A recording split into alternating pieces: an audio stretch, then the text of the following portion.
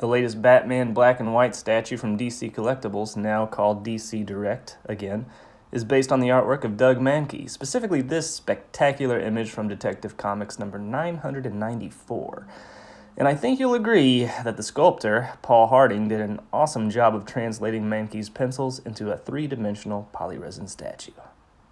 I love this dramatic, high-flying pose. He's outstretched, cape rippling through the air behind him to create a terrific sense of motion. How DC was able to balance all of this is impressive. I mean, he's 7 inches tall, but around 13 inches across. A lot of care had to be taken to get that cape to counterbalance the weight of the kicked-out legs.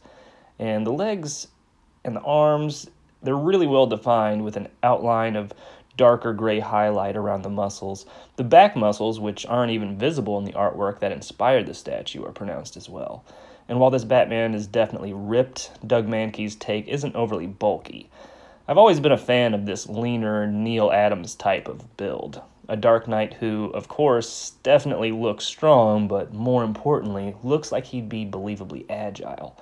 I appreciate the classically styled suit as well. It doesn't have the oval on the chest, and it features more practical pouches instead of those tube-shaped compartments on the belt, but it's still a very traditional Batman uniform. There's nothing overly busy here. Doug Mahnke keeps it simple, foregoing obvious armor plating for a look that I believe is far more iconic and enduring. Now, while I think the overall design is fantastic, one of my favorites of the entire Batman black and white line, in fact, and the paint job is pretty clean, I did notice that my statue has a slightly crooked grappling hook. Nobody has noticed it yet, but me, and it doesn't bother me much, but hopefully this isn't a problem on too many other statues from this limited run of 5,000.